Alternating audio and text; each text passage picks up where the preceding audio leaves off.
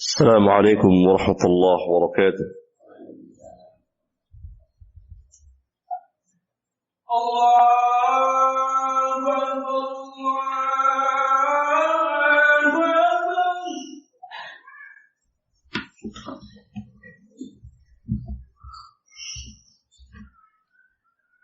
إن الحمد لله نحمده ونستعينه ونستغفره ونعوذ بالله من شرور أنفسنا ومن سيئات أعمالنا من يهده الله فلا مضل له ومن يضلل فلا هادي له وأشهد أن لا إله إلا الله وحده لا شريك له وأشهد أن محمدا عبده ورسوله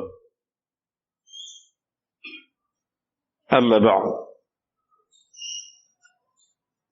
Sidang Jumat yang saya muliakan, Islam adalah agama yang mengatur hidup dan kehidupan manusia, dunia dan akhirat mereka. Salah satu urusan dari sekian banyak urusan manusia yang diatur oleh Islam dengan sebaik-baik pengaturan, karena memang Islam datang untuk kemaslahatan bagi umat manusia, dunia dan akhirat mereka. Salah satu yang diatur oleh Islam dalam urusan dunia manusia adalah masalah muamalah, hubungan di antara manusia.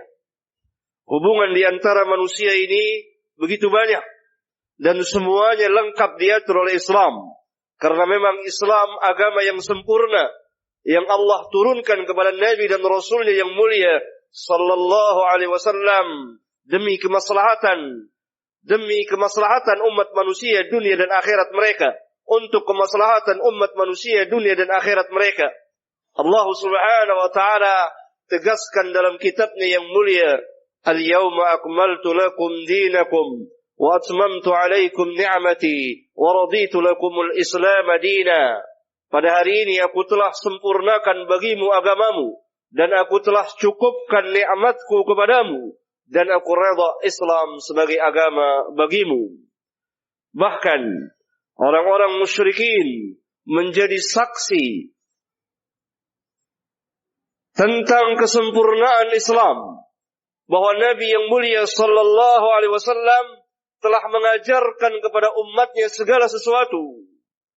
Walaupun mereka tidak beriman, walaupun mereka menentang Allah dan Rasulnya, walaupun mereka tidak mempercayai atau ingkar terhadap kitab Allah dan hari akhir.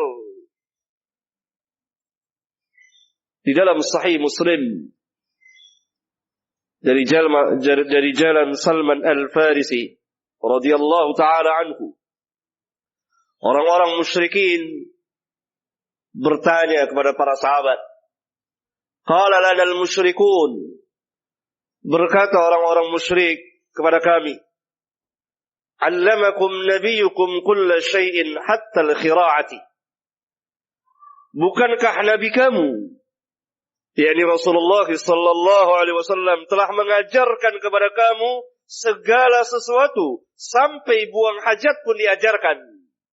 Dijawab oleh para sahabat yang waktu itu diwakili oleh Salman, ajal, betul. Ini persaksian besar dari kaum musyrikin yang mengetahui bahwa Nabi kita, Nabi yang mulia sallallahu alaihi wasallam, telah mengajarkan segala sesuatu kepada kita, telah mengajarkan tentang urusan dunia kita dan akhirat kita, sampai buang hajat pun diajarkan oleh Nabi sallallahu alaihi wasallam. Karena Allah tabaraka wa taala mengutus beliau untuk seluruh umat manusia. Wa ma arsalnaka illa kafatan linnas, tidak kami utus engkau melainkan untuk seluruh umat manusia. Dan Islam adalah agama yang sempurna yang dibawa oleh Rasulullah sallallahu alaihi wasallam, yang mengatur hidup dan kehidupan manusia. Oleh karena itu Allah tabaraka wa ta'ala memerintahkan kepada kita untuk masuk ke dalam ajaran Islam secara kafah.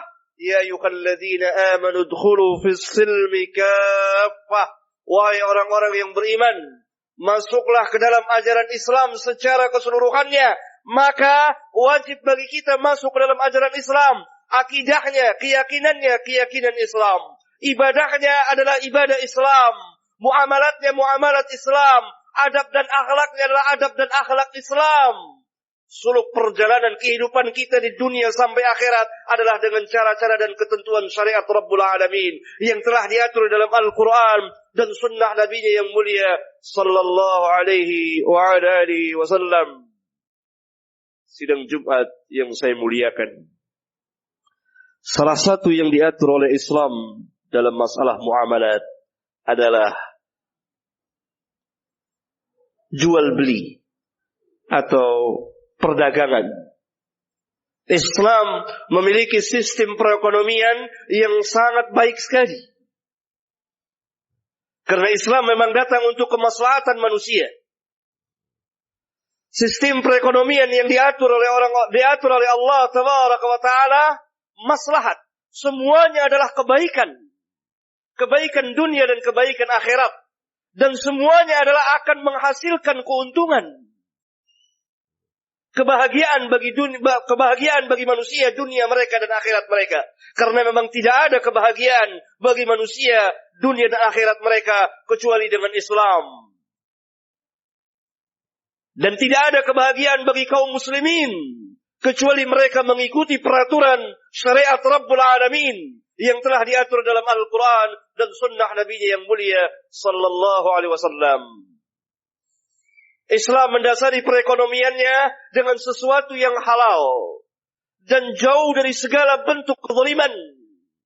Oleh karena itu Islam melarang jual beli perdagangan dengan cara pertama ar-riba. Satu sistem perekonomian yang sangat zalim sekali. Yang kedua, Islam melarang segala bentuk perdagangan jual beli dengan cara perjudian. Dan dengan segala cabangnya. Karena riba mempunyai cabang yang begitu banyak. Perjudian mempunyai cabang yang begitu banyak. Yang ketiga, Islam melarang jual beli atau perdagangan dengan cara tipuan, menipu. Dengan segala cabangnya. Yang keempat, Islam melarang jual beli atau perdagangan dengan cara gharar. Tipuan zat barangnya. Atau dengan bahasa keseharian kita, beli kucing dalam karung. Berarti Islam dalam transaksi jual beli harus jujur. Tidak ada tipuan. Dan zat barang yang dijual pun harus sesuai dengan apa yang dikatakan. Yang kelima, Islam melarang sistem jual beli perdagangan dengan cara pemaksaan atau adanya unsur pemaksaan. Karena itu harus disyaratkan dengan saling redha satu dengan yang lain. Tapi saling redha satu dengan yang lain sesuai dengan syariat Rabbul Alamin. Berapa banyak orang yang saling melakukan riba antara satu dengan yang lain, tetapi mereka saling redha. Keredaan mereka tentu tidak diredai oleh Allah tabaraka wa ta'ala. Sidang Jumat yang saya muliakan, salah satu sistem perekonomian yang dilarang oleh Islam dan sangat keras dilarangnya adalah, apa arti riba? Arti riba secara bahasa adalah az-ziyadah, tambahan. Apa yang dimaksud dengan riba? Yang dengannya turun ayat-ayat Al-Quran yang melarang perbuatan riba, mengancam orang yang melakukan riba. Siksa yang sangat besar dunia dan akhirat yang akan diterima oleh orang-orang yang memakan riba, yang memperlakukan riba, yang mempraktekkan riba, yang menyebarkan riba. Bahkan segala yang berkaitan dengan riba terancam. Sebagaimana Rasulullah SAW telah melaknat pemakan riba, orang yang memberi makan riba, kedua orang saksinya, juru tulisnya dan kedua orang saksinya, mereka semua sama-sama berdosa. Al-Imam Muslim meriwayatkan sebuah hadis dari jalan Jabir bin Abdullah Beliau mengatakan, la'ana Rasulullah sallallahu alaihi wasallam akilar riba wa mukilahu wa katibahu wa syahidaihi wa qala hum sawa'un. Rasulullah sallallahu alaihi wasallam telah melaknat pemakan riba, orang yang memberi makan orang lain riba, juru tulisnya, dua saksinya, mereka semua itu sama-sama berdosa. Dan Rabbuna di dalam Al-Quranul Karim berfirman, alladzina ya'kuluna ar-riba la yaqumuna illa kama yaqumu alladhi yatakhabbathu asy-syaitanu minal mas. Dzalika bi annahum qalu innamal bay'u mithlu ar-riba wa halallahu al-bay'a wa harrama ar-riba. Orang-orang yang memakan riba, mereka tidak bangkit nanti pada hari kiamat kecuali seperti berdirinya orang yang kemasukan syaitan.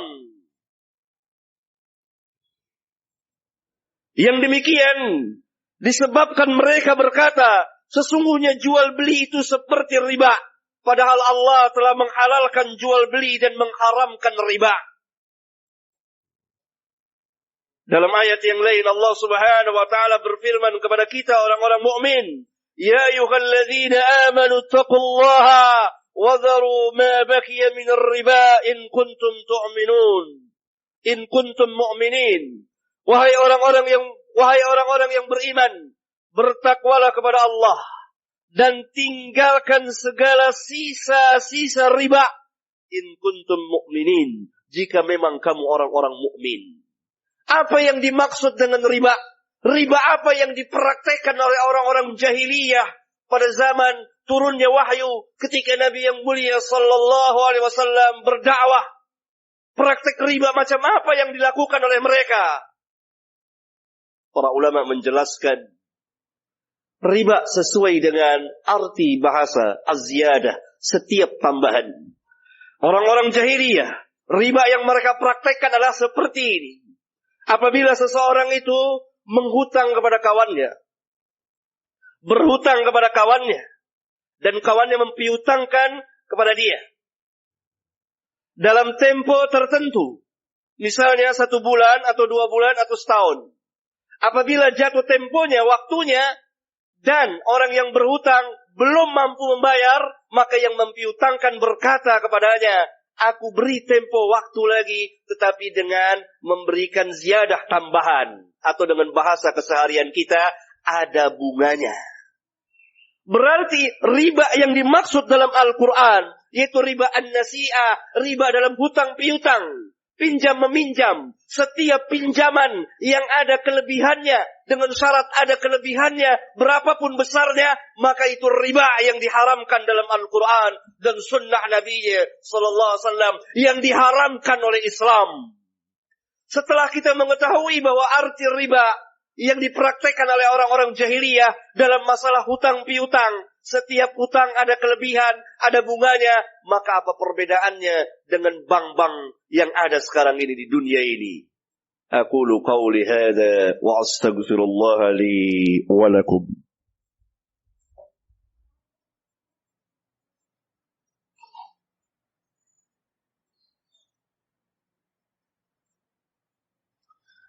Alhamdulillah hamdan katsiran tayyiban mubarakan fihi kama yuhibbu rabbuna wa yardah. Wassalatu wassalamu ala an-nabiyyir rahmah wa ala alihi wa ashabihi wa man ittaba'ahum bi ihsanin ila yaumiddin wa ba'du. Di dalam Islam ada satu ajaran yang sangat mulia sekali, membantu orang yang sedang kesusahan. Salah satu caranya adalah dengan meminjamkan uang kepadanya. Maka dalam Islam urusan pinjam meminjam, hutang piutang adalah urusan murni sosial 100%. Tidak ada embel-embelnya, tidak ada pamrihnya, tidak ada bunganya. Hutang 100 bayar 100, hutang 1000 bayar 1000, hutang 1 juta bayar 1 juta. Sedangkan yang dimaksud dengan riba adanya ketentuan syarat. Hutang 100, bunganya 10 rupiah. Hutang 1.000 bunganya 100 sekian persen dan seterusnya. Ini adalah ainur riba, riba 100%. Maka bank-bank yang ada di dunia ini, yang mempraktekkan seperti ini, tidak syak lagi adalah ini praktek riba yang pernah dikerjakan oleh orang-orang jahiliyah ketika turunnya wahyu Al-Quran, ketika Rasulullah SAW berdakwah kepada mereka. Sistem perekonomian yang seperti inilah yang kemudian dikembangkan di dunia saat ini oleh orang-orang Yahudi terutama. Karena pertama orang yang mengembangkan riba adalah orang-orang Yahudi. Kalau saudara menyimpan uang di bank, maka saudara akan diberi bunga sekian persen. Bahkan kita berlomba-lomba untuk menarik bunga dari bank sebanyak-banyaknya. Dan bank itu pun berlomba-lomba satu dengan yang lain, bersaing untuk memberikan bunga yang lebih banyak, yang lebih banyak, dan yang lebih banyak. Ini ainur riba, riba murni dan 100%. Kalau kita ambil bunganya, berarti kita makan riba dan terkena ayat yang mulia ini. Dan terlaknat berdasarkan sabda Nabi kita sallallahu alaihi wasallam. Oleh karena itu menyimpan uang di bank dengan mengambil bunganya, berarti kita memakan riba. Kalau tidak memakan bunganya, berarti kita telah membantu kelangsungan praktek riba jahiliyah. Sedangkan kita tidak boleh membantu sesuatu perbuatan maksiat. Sebagaimana Rabbuna katakan, وَلَا تَعَوَنُوا عَلَى الْإِثْمِ وَالْعُدْوَانِ. Jangan kamu saling tolong-menolong dalam berbuat dosa dan permusuhan. Bank-bank konvensional yang bertebaran di dunia saat ini, para ulama kita telah ijma' mengatakan bahwa ini bank-bank ribawiyah yang diharamkan di dalam Al-Quran dan sunnah Rasulullah sallallahu alaihi wasallam. Maka hendaklah kaum muslimin berjual beli, berdagang, menegakkan sistem perekonomiannya sesuai dengan syariat Rabbul Alamin. Jangan dia mengikuti cara-cara orang kafir dalam menegakkan sistem perekonomian mereka. Karena tegaknya sistem perekonomian mereka dengan riba, dengan perjudian, dengan penipuan, dengan gharar, dan dengan unsur atau cara pemaksaan atau unsur-unsur pemaksaan. Sehingga terjerat semuanya. Karena itu mereka menguasai perekonomian. Andai kata kaum muslimin memisahkan diri dari mereka, sistemnya berbeda sesuai dengan syariat Allah Tabaraka wa Ta'ala, pasti perekonomian mereka tidak seperti sekarang ini. Mudah-mudahan khutbah yang singkat ini bermanfaat bagi khatib dan jemaah. Walhamdulillah Rabbil Alamin.